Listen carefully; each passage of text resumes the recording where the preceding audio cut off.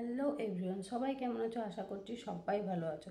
তো আজ কিন্তু তোমাদের সাথে আমি অনেক দিনের কিছু পুরনো কথা শেয়ার করব। তো সেই পুরনো কথাগুলো শেয়ার করার সময় এখন চলে এসেছে।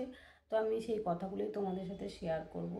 কিন্তু তোমরা কেউ কেউ আছে মনে করো যে ভিডিও বানানো খুবই সোজা, কিন্তু ভিডিও বানানো কিন্তু অতটাও সোজা নয়।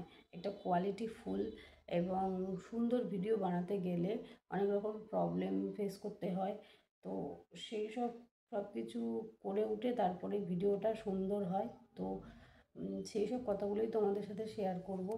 আর আমার ভিডিও যদি তোমাদের ভালো লাগে তো আমাকে সাপোর্ট করো, আমার পাশে থেকো।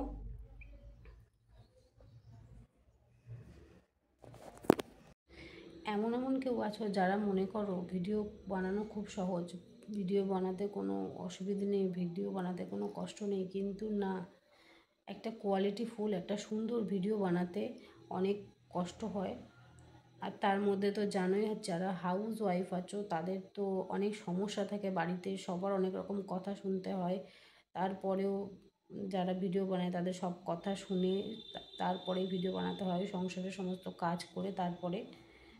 আর তার মধ্যে যদি ফোনটা ধরার পাশে কেউ না থাকে বা হেল্প করার কেউ না থাকে তো অনেকটা প্রবলেম হয়, অনেকটা চাপ হয়ে যায়। তো সেটাই আমি আজকে তোমাদের সাথে শেয়ার করব। একটা কোয়ালিটিফুল ভিডিও বানানোর জন্য তিনটে জিনিস অবশ্যই দরকার। 1 নম্বর একটা ভালো ফোন যার ক্যামেরাটা ভালো।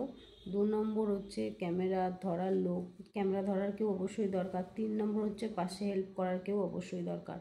এই তিনটে জিনিস হলে ভিডিও খুব ভালো হবেই, এটা কেউ আটকাতে পারবে না। তো সেই সব জিনিসগুলো সব ঠিকঠাক থাকলে ভিডিও তো একদম কোয়ালিটিফুল হবে।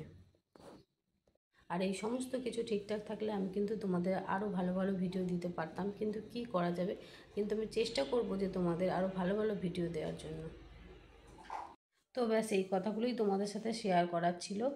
তো তোমরা সবাই ভালো থেকো, তোমাদের সাথে দেখা হচ্ছে আমার নেক্সট ভিডিওতে। চলো, টাটা।